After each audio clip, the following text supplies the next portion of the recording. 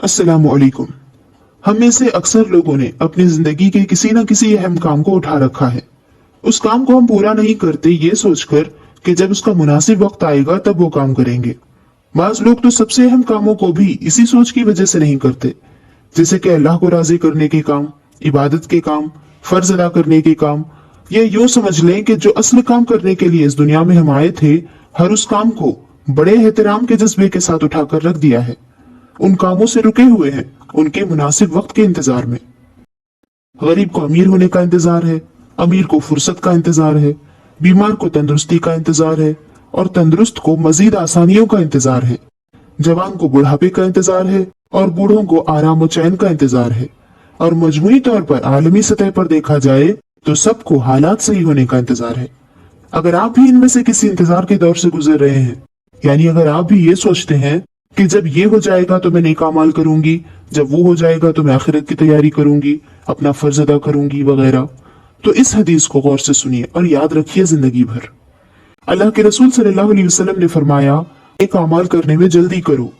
क्या तुम्हें ऐसे फक्र का इंतजार है जो सब कुछ भुला देने वाला है, या ऐसी मालदारी का जो सरकश कर देती है, या ऐसी बीमारी का जो फासिद करने वाली है, या ऐसे बुढ़ापे का जो महबूतुल हवास कर देता है, या जल्द रुखसत कर देने वाली मौत के इंतजार में हो, या दज्जाल के इंतजार में हो जो गायब शर है जिसका इंतजार किया जाता है, या तुम्हें क़यामत का इंतजार है और क़यामत तो बहुत ही सख्त और कड़वी है। हवाला तिर्मिज़ी शरीफ किताब उज़्ज़ुहद। इस हदीस में अल्लाह के रसूल सल्लल्लाहु अलैहि वसल्लम ने हम इंसानों को आम गफलत से निकालकर एक सीधी सच्ची हकीकत से आगाह फरमाया है, जिससे ये मालूम होता है कि एक अनजानी बेहतरी के इंतजार में बैठे रहना शैतानी धोखा है।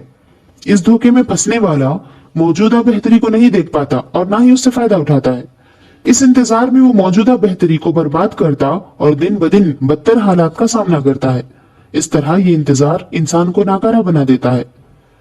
अगर कोई गरीब अपने कामों को, अपने फराइज को ये सोचकर अदा नहीं करता कि मैं अमीर हो जाऊंगा तब करूंगा, तो उसे ये जानना चाहिए कि अमीरी में तो अक्सर औकात इंसान अकड़ जाता है। इसलिए उस गरीब का ये इंतजार गलत है कि वो अमीर होने के बाद अपना फर्ज अदा करेगा। और जो मालदार खुशहाली में अपना फर्ज अदा नहीं करता, तो क्या वो मुफलिस होने के बाद अदा करेगा? जबकि मुफलिसी अच्छे अच्छों के होश उड़ा देती है।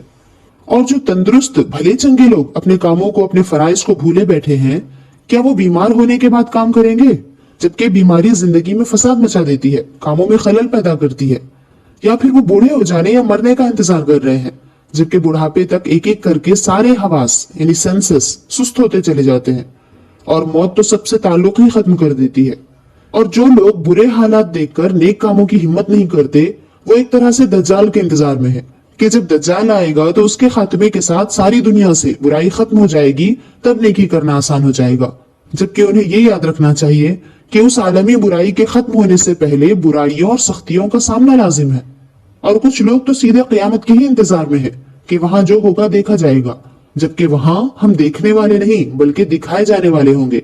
वहां सब नतीजे सामने आ चुके होंगे, कुछ करने का वक्त बाकी नहीं रह जाएगा। इन सब बातों पर गौर किया जाए तो यही समझ आता है कि किसी के इंतजार में बैठे ना रहे, फिल वक्त जो हमसे बन पड़ता है वो करें, यही हमारे लिए बेहतर है। इस एक हदीस में इंसान की सारी गाफिलाना सोच को शुमार किया गया है, जिनमें पढ़कर वो अनजाने इंतजार में मौजूदा बेहतर हालात को जाया कर देता है। हमें से अक्सर लोग इसी तरह एक अनजानी बेहतरी के इंतजार में बैठे हुए हैं, अच्छे दिनों के इंतजार में बैठे हुए हैं, जबकि हकीकत यह है कि हर आने वाला वक्त गुजरे हुए वक्त से ज्यादा बुरा होने वाला है। हालात इसके गवाह हैं और इस हकीकत को अल्लाह के रसूल सल्लल्लाहु अलैहि वसल्लम ने भी बयान फरमा दिया है। हदीस मुबारका है, ला यअती अलैकुम ज़मानुन इल्ला अल्लज़ी बअदहु शर्रुम मिन्हु हत्ता तलक़ू रब्बकुम। तुम पर जो भी दौर आता है तो उसके बाद आने वाला दौर उससे भी बुरा होगा, यहाँ तक कि तुम अपने रब से जा मिलो। हवाला बुखारी शरीफ किताबुल फितन। और इस जमाने में हमारी उम्रें क्या होंगी ये भी हमें बता दिया गया है कि 60 से 70 साल के दरमियान हम उम्र गुजारेंगे।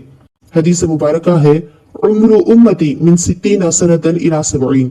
मेरी उम्मत की उम्र 60 साल से 70 साल तक होगी। हवाला तिर्मिज़ी शरीफ किताब उज़्ज़ुहद।